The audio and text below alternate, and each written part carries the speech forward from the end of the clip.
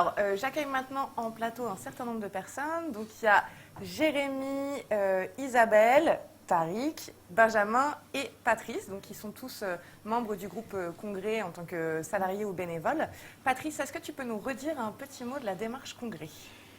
Oui, bien sûr. Donc, déjà, avant de commencer, il faut savoir que le groupe Congrès travaille déjà depuis 2 ans pour la mise en place de ce projet.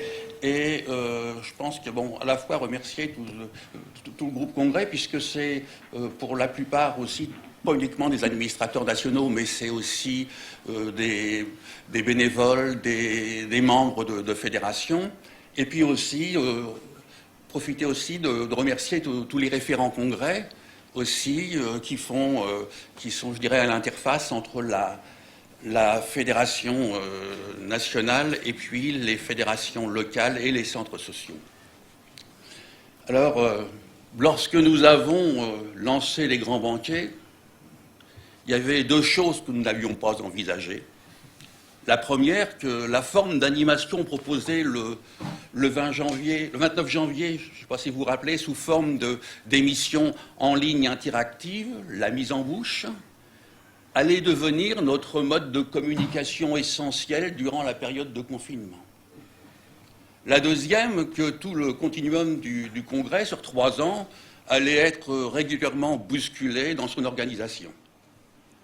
Cependant, par contre, ce qui nous a confortés, c'est que la thématique retenue, affirmer et faire reconnaître les centres sociaux comme des acteurs de la vie démocratique des territoires pour plus de justice sociale, je dirais que cet élément-là, ce qui est important de le dire, c'est qu'il prend encore plus de force dans cette période de confinement qui prend tout son sens avec l'ensemble des inégalités sociales qui se creusent. Dans la réflexion pour la construction de ces grands banquets, il y a plusieurs enjeux. Tout d'abord, c'est se former collectivement, administrateurs des centres et des fédérations et professionnels, sur le rôle démocratique des centres sociaux et la justice sociale. D'ailleurs, cette acculturation qui devrait prendre des formes diverses, sous des formes diverses, devrait irriguer aussi le réseau pendant les années 2021 et 2022. Puis à l'occasion des banquets citoyens, avoir cette capacité aussi à sortir des murs, d'aller en tant qu'acteur du centre social à la rencontre des habitants du quartier, en particulier celles et ceux qui ne fréquentent pas le centre social, en alliant à la fois notre capacité à organiser des événements festifs, ça on sait faire, et à ouvrir des espaces de débat sur des sujets et de préoccupation des habitants. Et enfin, il nous reste le banquet final, capitaliser les réflexions menées tant au niveau local qu'au niveau fédéral et affirmer des éléments repères politiques qui nous permettront de construire notre prochain projet fédéral. Et enfin, un événement à ne pas oublier. Célébrer comme il se doit le centenaire de la Fédération des centres sociaux.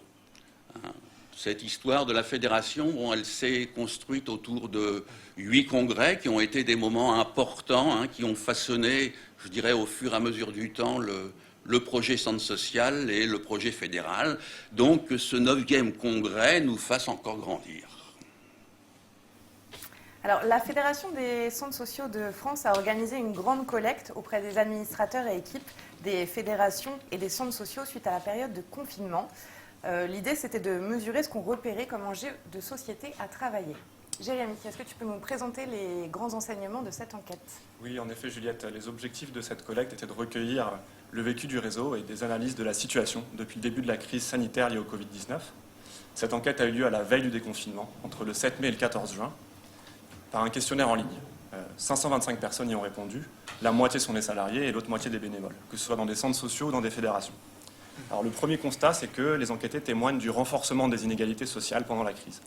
Accroissement de la précarité, avec des problèmes de logement ou d'emploi. Manque de moyens dans l'hôpital public, inégalité face à l'école à domicile et fracture numérique.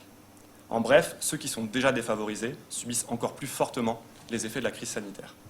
Au-delà de ces inégalités, de nombreux participants parlent d'un modèle de société à bout de souffle, que ce soit économique, social ou écologique.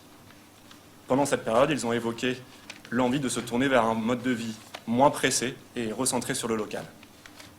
En termes de citoyenneté et de vie publique, l'usage du numérique a considérablement augmenté pendant le confinement, que ce soit pour s'informer ou échanger. Une vie démocratique active a eu lieu en ligne. Néanmoins, le débat public a été très critiqué. Les participants estiment que les décisions ont été prises d'en haut, entre experts, sans concertation avec les citoyens et les associations, qui se sont parfois sentis infantilisés. Le deuxième point, c'est que le confinement a eu un impact très fort sur l'isolement. Pour faire face, les participants constatent d'une augmentation de l'entraide et de la solidarité sur leur territoire. Comme l'a indiqué Alain, les centres sociaux ont imaginé des solutions pour maintenir le lien social, notamment vers les plus vulnérables. Parmi les actions des centres sociaux, on peut citer l'aide pour l'accès au numérique ou encore la fabrication de masques, qui a été un élan de solidarité très fort, porté par un grand nombre de volontaires sur tout le territoire. En bref, les centres sociaux ont fait preuve de leur capacité à être réactifs et à s'adapter pour organiser et mettre en lien toutes ces nouvelles formes de solidarité, mais également à innover autour notamment de l'emploi du numérique pour garder le lien social. Néanmoins, face à cette crise, la question est aujourd'hui, faut-il s'adapter ou aller jusqu'à se réinventer ? Les bénévoles et les salariés des centres sociaux ne veulent pas seulement servir à compenser les inégalités, mais affirmer un projet politique et démocratique pour la société de demain. C'est pourquoi l'élan actuel vers la création d'un nouveau projet fédéral pour les années à venir a beaucoup à apprendre de ce qui a été inventé pendant la crise. L'avenir reposera sur les solidarités locales, la création d'alternatives à notre modèle de société et sur une citoyenneté critique. Tous ces éléments serviront de support aux réflexions sur la suite de la démarche Congrès. Merci à toutes celles et ceux qui ont répondu à l'enquête. Alors, je me tourne maintenant vers Benjamin. Le Congrès, c'est une démarche importante pour notre réseau, mais elle est bouleversée par le Covid.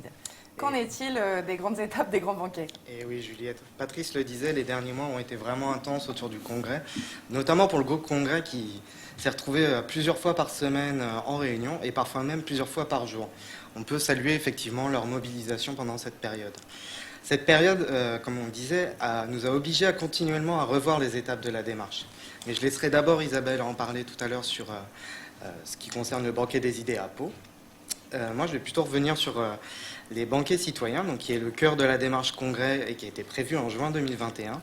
Sur proposition du groupe Congrès, le conseil d'administration de la Fédération nationale a décidé lundi dernier, donc c'est tout frais, de décaler à juin 2022 la campagne des 150 banquets citoyens au lieu de juin 2021, pour se donner plus de temps à tous, centres sociaux, fédération nationale, pour préparer ce moment. La situation sanitaire pèse encore très fort sur le quotidien de tous, et c'était vraiment pas très raisonnable de se rajouter cette pression-là en ce moment. Mais ce qui n'empêche pas aux centres sociaux, aux fédérations qui seraient prêts, de se lancer dans l'organisation de banquets citoyens en juin 2021, un peu pilote. La FCSF va les accompagner là-dedans, avec l'arrivée d'ici la fin de l'année d'un renfort salarié sur l'animation des banquets citoyens et la production de ressources que nous présenterons tout à l'heure. Et ça sera l'occasion, pour celles et ceux qui voudraient en voir plus, d'aller visiter les banquets organisés par les copains et se donner des idées pour l'année d'après. L'Assemblée Générale 2021, du coup, une Assemblée Générale qu'on espère tous ensemble, pour le coup, sera l'occasion de faire un point d'étape des avancées un an avant. Ce qui veut dire que nous maintenons la préparation des banquets citoyens sur les prochains mois. Donc, nous ne reportons pas d'un an la préparation de ces banquets citoyens. Et enfin, Patrice l'évoquait, le rendez-vous de Tours est bien maintenu en novembre 2022. On croise quand même un peu les doigts, mais on devrait en être sorti au bout d'un moment.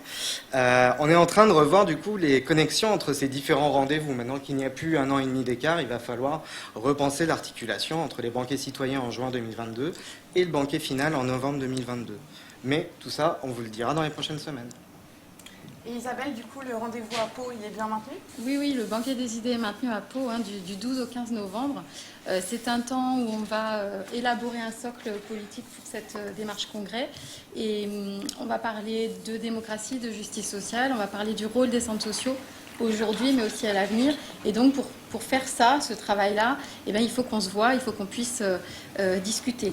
C'est aussi pour ça qu'on a mis l'accent sur la participation des bénévoles, donc une priorité à la participation des bénévoles à Pau. Et donc, dans le contexte actuel, on met tout en œuvre pour maintenir cette rencontre. On adapte les choses, on continuera à les adapter s'il faut en fonction du contexte, de la situation sanitaire. Et d'ailleurs, j'en profite pour saluer le réseau et la Fédération des Pyrénées-Atlantiques et le réseau local pour leur engagement, leur mobilisation dans ce contexte un petit peu incertain et aléatoire, et je les salue pour leur enthousiasme. Donc sur place, on va pouvoir vous accueillir dans de très bonnes conditions sanitaires et dans la convivialité. C'est le défi qu'on s'est lancé. Ceci étant, pour être moins nombreux que prévu. Donc on pourra être 270 participants en plénière. Voilà, j'en profite pour rappeler aux fédérations de nous envoyer leur liste pour les délégations avant le 25 septembre. Voilà, de manière à ce qu'on puisse revenir vers vous et ouvrir les inscriptions ensuite. Alors, dans ce contexte-là, on va faire en sorte qu'on puisse participer à distance. Donc, à minima, les plénières seront retransmises sur Internet en direct. Et on travaille ces jours-ci de manière à ce que chacun, chacune qui ne pourrait pas se rendre à Pau puisse suivre la progression du travail, suivre la réflexion qui est en train de se construire sur place. Et on a choisi aussi de renforcer la capitalisation de cet événement, c'est-à-dire qu'on s'engage d'ici à la fin de l'année à produire des ressources, des supports originaux, vous verrez, de manière à ce qu'on puisse poursuivre cette réflexion plus nombreux dans les mois à venir. Et avec le décalage des banquets citoyens en 2022, ça va nous permettre d'avoir une année 2021 avec à la fois la diffusion de ces réflexions suite au banquet des idées, en même temps la préparation des banquets citoyens avec un temps fort autour de l'AG 2021. Voilà. Et pour finir, je voulais juste annoncer une petite surprise, puisqu'on n'en a pas encore parlé au réseau. Et pour ceux qui sont impatients d'entrer dans le débat, vous savez qu'on a un partenariat avec Tenk. Et le 9 octobre va sortir un très beau dossier documentaire, avec des films documentaires. Il y a 5 à 7 films qui seront dans ce dossier. Il s'appelle Démocratie chérie. On vous invite donc à le découvrir sur le site de Tenk à partir du 9. Et aussi vous dire qu'on organise une projection débat autour de l'un de ces films le 5 novembre à 17h30 et on vous en dira plus très prochainement. Quel teaser. Merci Isabelle. Anouk, est-ce qu'on a des réactions, questions que tu veux nous partager ? Oui, Juliette, on en a plein. Alors déjà, une pour toi et Hugo. José nous dit que vous êtes top comme présentateur, donc bravo à vous. On peut vous applaudir. Ensuite, on a des petits mots du coup, pour ceux qui partent là dans le réseau. Donc, on a Vive Xavier, vive le Nord-Pas-de-Calais. Il y a Dominique Miel du Centre social de Bavant qui nous dit une grande pensée pour Dominique. À bientôt. Profite bien de ce temps de repos. On a aussi un message pour Claudie qui dit un grand merci à Claudie pour ces 7 années de présidence qu'elle a portées avec conviction, fougue et avec un engagement fort, mais aussi avec une très grande simplicité et une présence si bienveillante auprès de chacun.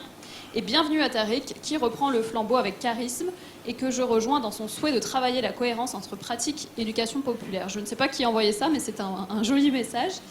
On a des petits messages aussi qui nous disent bravo à toute l'équipe Montcalm pour cet âge extraordinaire, belle organisation, mais vivement qu'on puisse se voir en vrai. Les petits buts nous confirment que notre assemblée est démocratique et les votes non truqués. Des gens donc, qui sont fiers d'appartenir à ce réseau engagé, militant, innovant pour une société plus juste. Bravo d'avoir réussi à nous réunir autour de cette grande émission. La Fédération du Centre est dans la place. Bravo pour cet AG. Voilà. Et il y a quelqu'un aussi qui nous dit on veut des tabliers. Donc on verra ça. On a aussi une ou deux petites questions en lien avec les grands banquets. La première, c'est une personne qui dit on est 10 du département à vouloir venir à Pau. Est-ce que c'est possible ?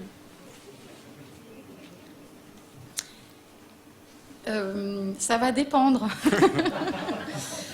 En fait, là, ce qu'on fait, c'est qu'on demande à chaque fédération combien de personnes souhaitent venir. Et en effet, c'est de 1 à 10 personnes, là. Et ensuite, comme on est obligé de s'adapter, donc comme la jauge est réduite, on va revenir vers vous en fonction des retours des uns et des autres et vous dire combien de personnes, effectivement, on va pouvoir accueillir. On espère que chacun sera content et trouvera son compte dans la répartition des places. Tu as une autre question à nous Oui, une autre question. Sur Pau, tu as dit, Isabelle, qu'il y aurait des retransmissions en direct. C'est chouette, mais est-ce qu'il y aura des écrits qu'on pourra retrouver à un moment ? Oui, je vais répondre du coup à cette question-là. En fait, il y a plusieurs façons dont on envisage de donner à voir ce qui s'est passé à Pau. Donc, il y aura la production effectivement d'un écrit qui sera un résumé de toutes les interventions, que ce soit en plénière mais également en atelier. Et on envisage également durant durant les banquets, le banquet des idées, plusieurs formes de restitution, des éléments d'ambiance, des éléments aussi plus subjectifs de vécu en termes autour des ateliers et des plénières, qui seront également restitués dans un travail de capitalisation de tous ces éléments-là. Voilà. Alors, Benjamin, si j'ai envie d'avoir les infos, comment je fais ? Juliette, avec tout ce qu'on a présenté depuis tout à l'heure, en fait, effectivement, on va organiser tout ça. Vous l'avez certainement découvert, nous avons lancé, pas plus tard qu'au mois de juillet, un site internet, congrès.centre-sociaux.fr, qui présente tout de la démarche congrès. Donc tu sauras tout, tu n'as plus qu'à aller visiter les différents onglets, le banquet des idées, le programme, les intervenants, les ingrédients sur les banquets citoyens, tu auras tout. En plus de ça, comme tu le sais, nous envoyons tous les mois une lettre d'info qui s'appelle Au menu des grands banquets, qui tient un peu les états d'avancement de la démarche. Et puis, comme tout le monde a pu le remarquer, dans la nouvelle formule du journal C'est possible, depuis mai 2019, nous avons intégré une page dédiée à la démarche congrès, la fameuse page 21, que chacun lit en premier dès qu'il ouvre le journal, bien sûr.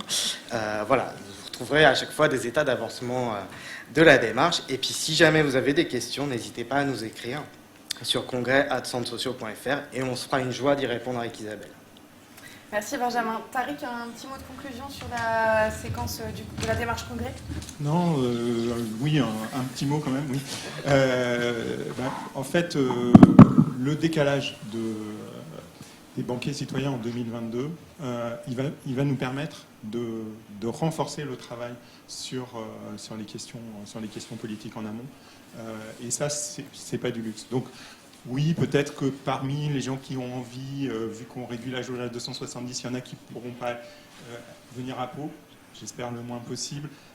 Mais de toute façon, on va, en plus de la capitalisation, imaginer dans le groupe Congrès des formes plus locales de réflexion qui permettent de relayer partout cette réflexion et qu'on se renforce vraiment sur cette dynamique autour de démocratie et justice sociale. Voilà ce que je voulais dire.